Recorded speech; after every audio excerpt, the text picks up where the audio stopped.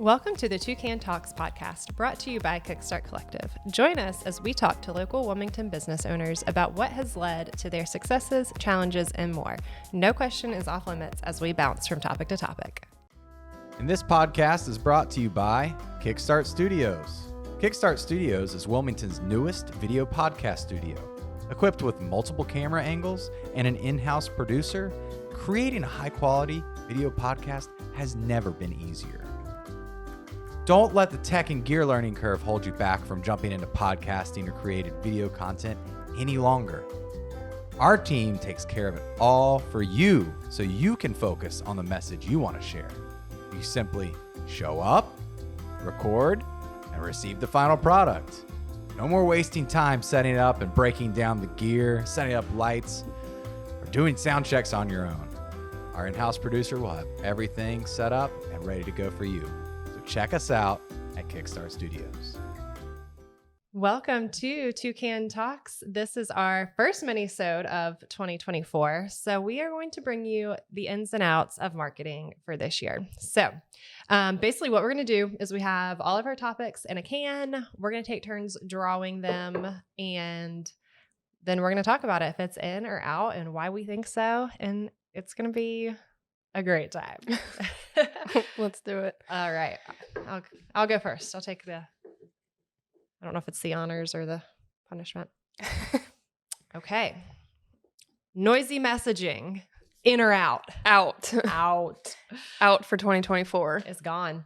What do you mean? What does this can mean? What do we mean by noisy messaging?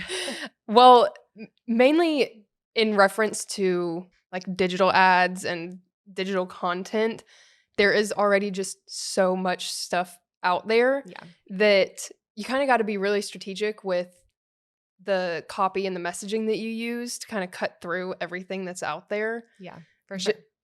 Making it really just concise, direct, to the point. You don't want to add a bunch of fluff and people ain't got time for that. Exactly. They scrolling.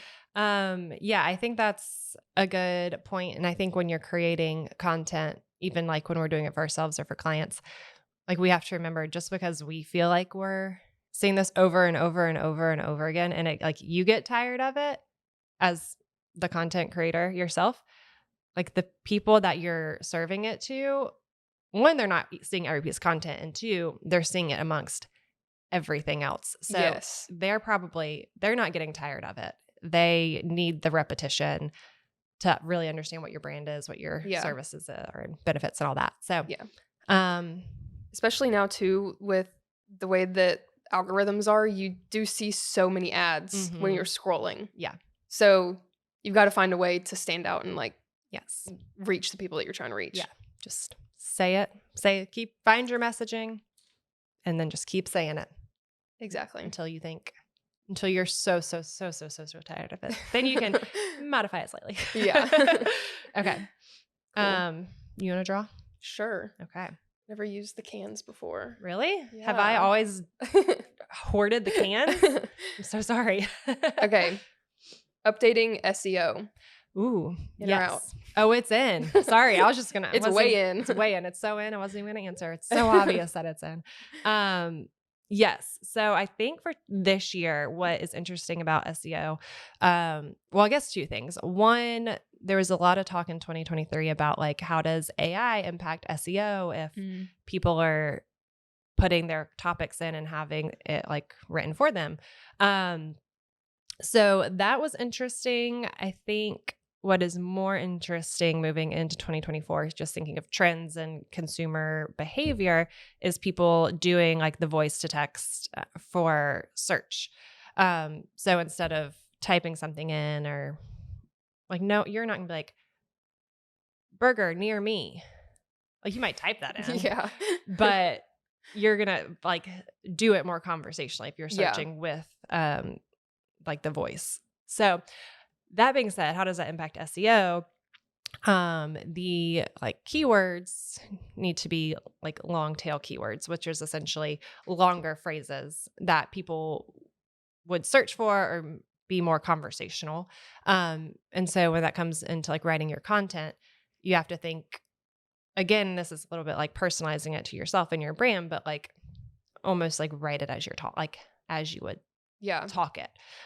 Versus back in the day, which don't do this, but people would just try to plug in like insert key, like force in keywords or things Making it that they obvious. think people were searching. So now as more people are talking, you have to shift your SEO strategy to match consumer behavior, not what you think you should be doing necessarily. So you got to make Google happy, and Google is happy when the end user is happy. So that's what I would say Beautifully for said. SEO. Oh, thank you. All right. Next. Ooh. Having a single or very few marketing channels, in or out? Out. Out. What's in is diversifying Yes. and having many. Yeah. Email marketing, Google ads, Facebook ads, social media marketing, etc. Yeah. Being on, not necessarily you don't have to be on every single one, Yeah. but being on multiple really helps with getting yourself out there to people. Yeah, for sure.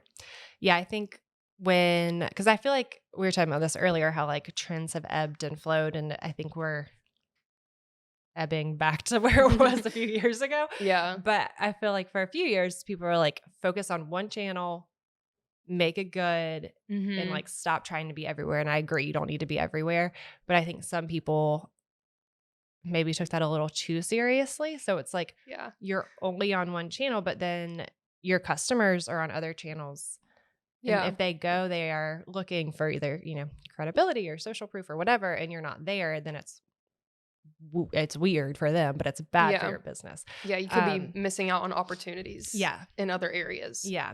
Or you're like on social, or you have some sort of lead capture, but then you don't have any email marketing to like nurture them. You can't, in my personal opinion and professional opinion, you can't rely just on social or just on ads. Like you have, like it takes, depending on your product or your service specifically, like it takes people time to make a buying decision, and you have to have at least a few channels to like stay in front of them and keep that message consistent and nurture them into making a decision. So I think part of it too is like doing market research and seeing where your audience is. Yeah, for sure. You don't want to put all your eggs in this basket when you should be working on this basket. Some in that basket too. Yeah.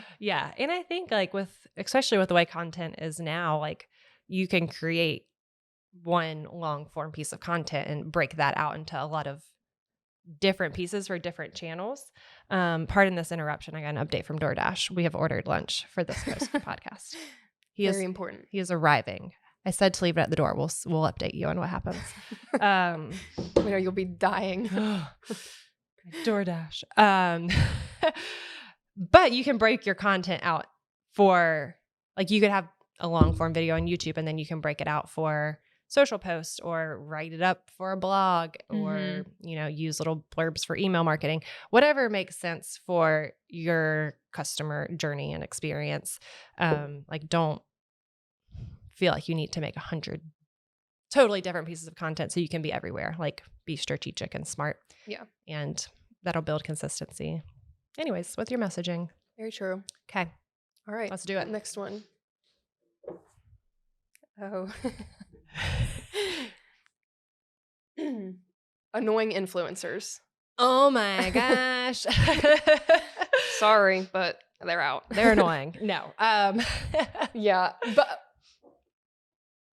by annoying influencers, I mean businesses using influencers, however big or small they may be, that just don't fit with the brand.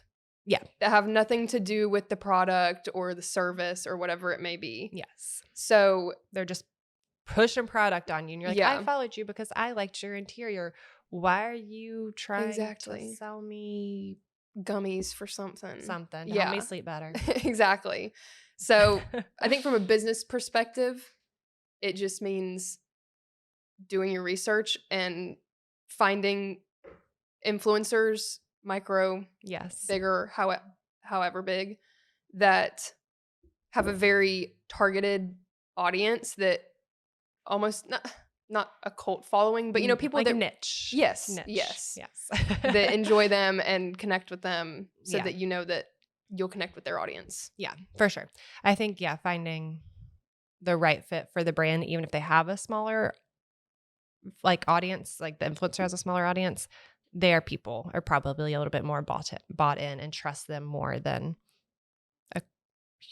there are huge influencers that have niches, and I think that's awesome. But Yeah. it's still finding people who it's like they have their brand, they have their niche, and it aligns with what you're doing. Exactly. So influencers aren't out. It's just make sure you're being strategic with the annoying ones. Are being strategic with your pairing, choosing, hiring. Yeah. You're hiring them. Yeah. Exactly. Okay. Our food's been dropped off. P.S. Right outside. Don't fret. Don't fret. Sorry, I've hit this mic like 5 times, Joshua. I'm so sorry. Oh, speaking of hitting this mic, video content, in or out? Very in. So in. Beyond in. Beyond in. I think video content as a whole has been growing over the years. Again, it helps cut through the noise of everything people are seeing because it is more engaging. I think obviously TikTok, Instagram Reels, all that has made it a lot more accessible and easier for businesses and content creators to make video. I think what we're going to see this year, which I think we've already started to see through 2023, is longer form video content.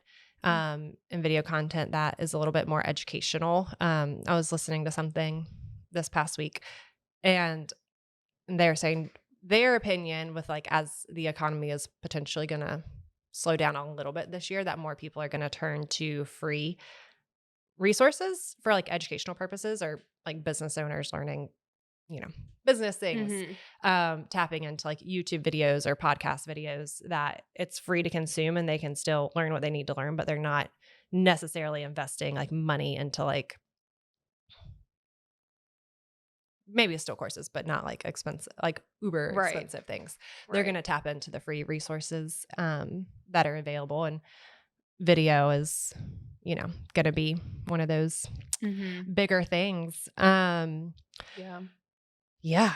There's a lot of ways you can go with video content too. Like you said, you can give free resources, free webinars, that sort of thing. Show off your products. You can do videos, podcast videos. Yeah. Very popular. So popular. So cool. Yeah. So crazy cool. So cool. Longer form YouTube, just regular brand videos too are great, that talk about your brand, maybe a little storytelling. For sure. I think the storytelling portion, especially if you're using it for your business, is hugely important just in terms of getting people engaged and actually wanting to watch the videos you're creating. It's a great way to connect with your audience. For sure. They can see, there's real people behind this business or this brand. Yeah. And like you said, like there's product stuff like unboxing videos. You could do live streams of whatever you want. But webinars and then different educational things. So I think be creative. Don't like, if you're like just starting to dabble in creating video, I would say like start small and figure out like what's manageable that you can do consistently, and then go for it and just start creating something. Yeah. Like have a plan so that it can, your messaging can still be consistent. I think we'll preach that until we're blue in the face, but just figure out like what is sustainable and just start. Yeah. If it's Instagram stories, if that's all you got the capacity for, just start doing it. Shameless plug, if you want more tips on video content, you can watch Luke and Joshua's Minisode from season 1. True. We might even link that in the show notes.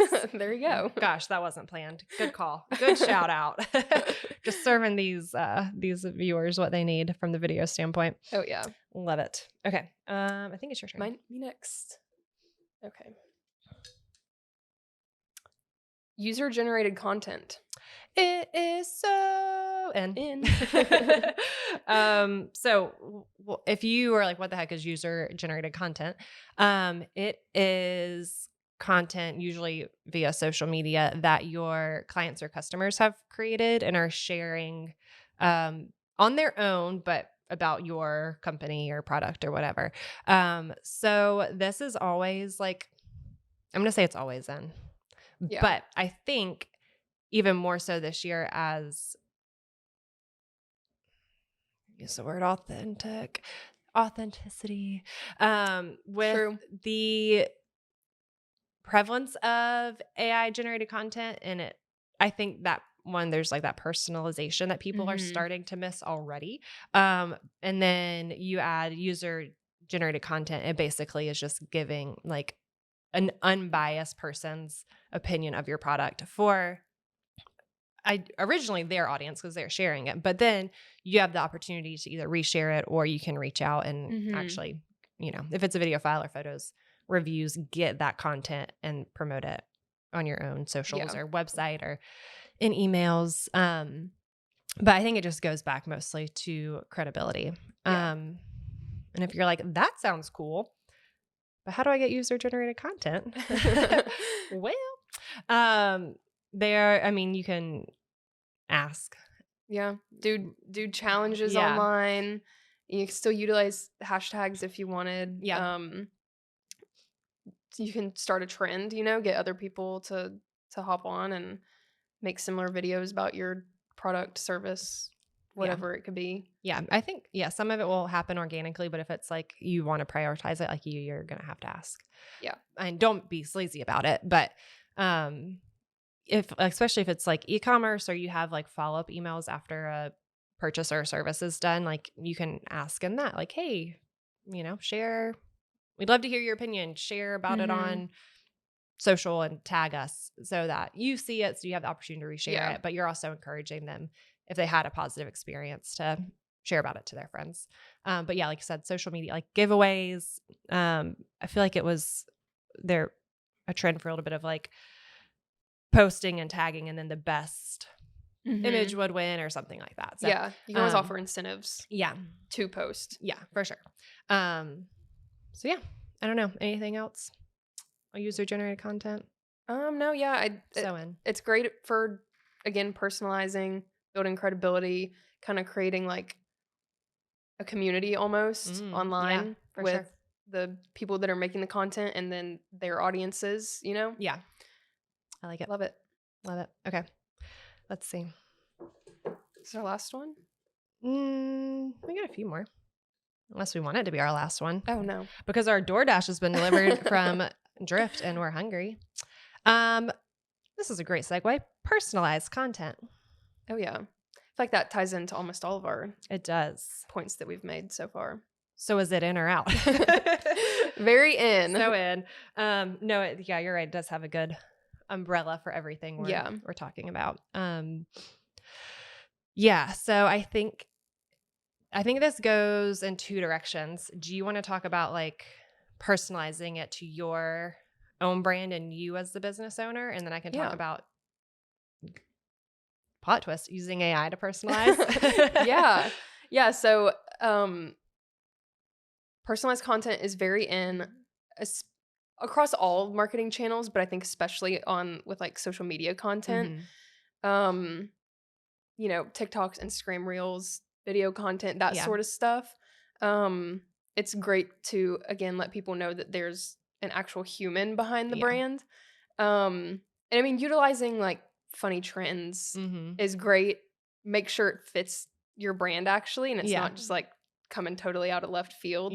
But that is a great way to like get yourself out there and get more engagement by hopping on some of those trends. But just giving your content personality, making it funny and engaging and, not just salesy all the time. Because a lot of times if that's all you're putting out there, it might not get the desired effects, but making it entertaining, telling a story is really beneficial nowadays. Yeah, for sure. Online. Agreed. And then flip side of personalized content is personalizing it, like not only showing your personality, but personalizing it for your customer, your client. And I think the rise of this is going to come even more with different AI technologies, and whether it's like chatbots, that you can have a positive customer experience with a chatbot, versus one that's like, hi, what's your problem? A representative will be back to you in 24 hours. It's like, cool. Yeah. That did me no good. I could have filled out your website form. But different chatbots and different companies are developing things to where it does allow you as the business owner or your employees or whatever to not be doing that, because you can use AI and it can be effective. So I think that will be interesting. I think like on the website side of things, just like being able to show like recommended products, and if you like this, you might like that, and like those sort of recommendations improving. Again, that's personalized to that individual customer and their experience and what they're doing on your website. So I think that's going to continue to grow this year, which I personally like.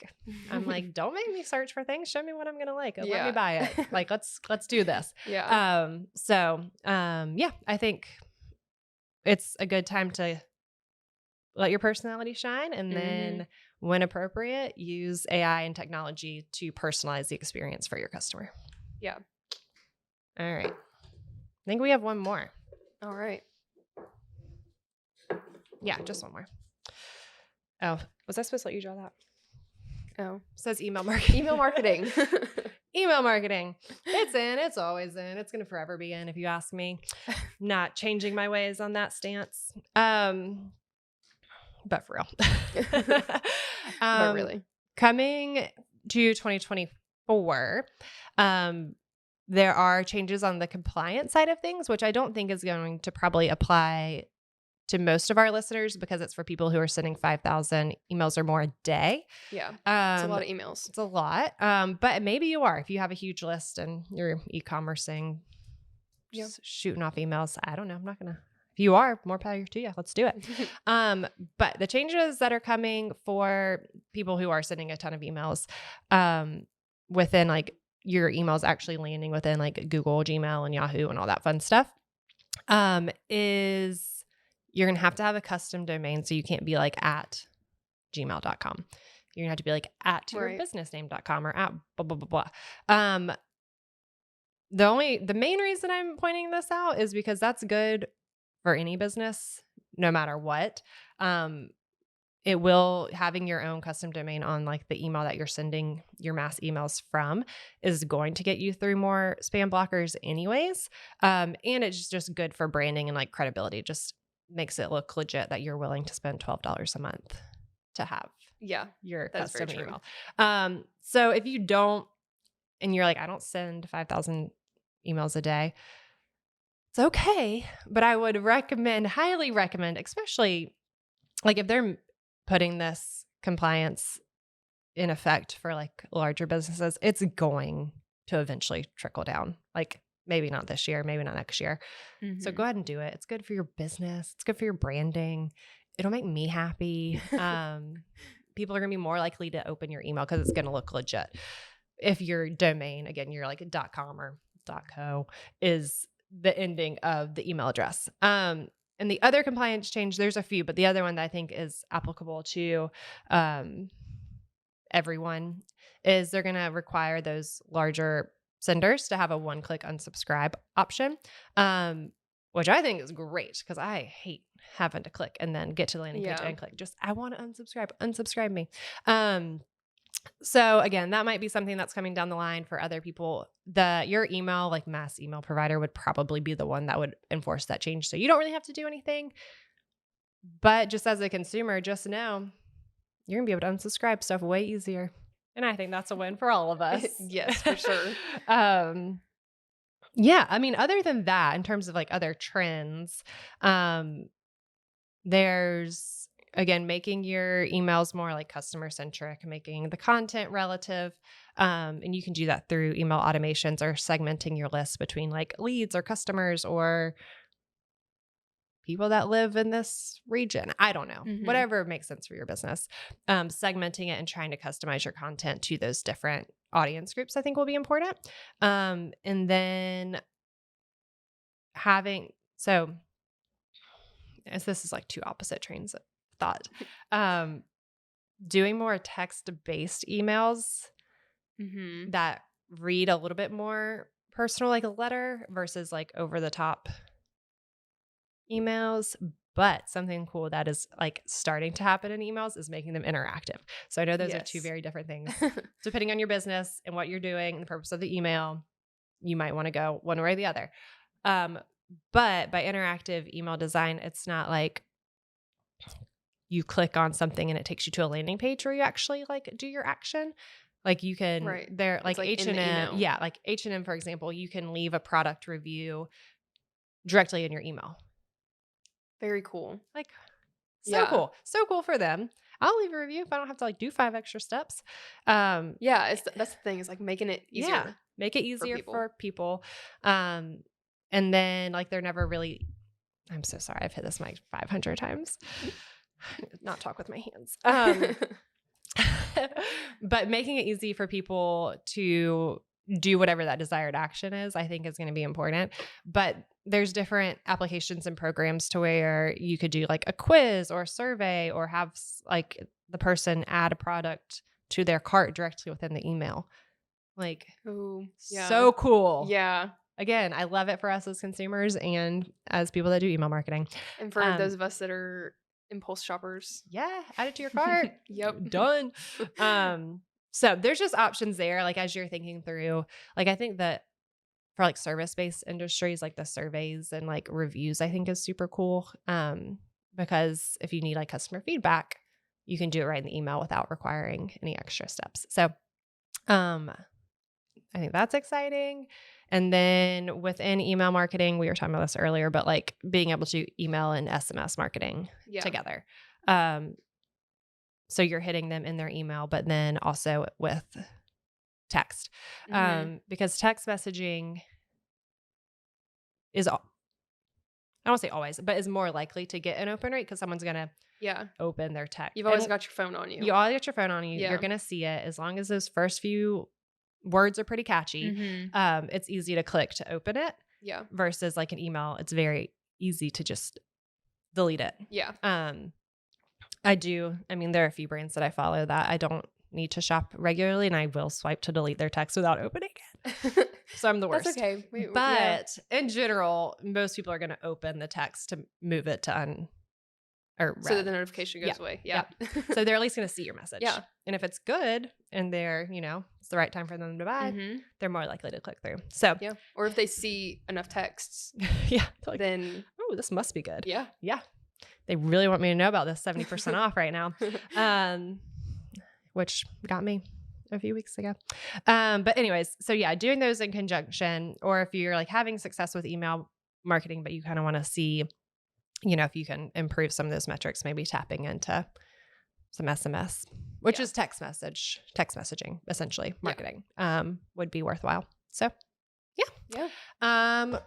We emptied our can of questions. Very nice. Our lunch is here. It's a great day at Toucan Talks, podcasting, Kickstart Studios, Kickstart Collective, all the things that we are.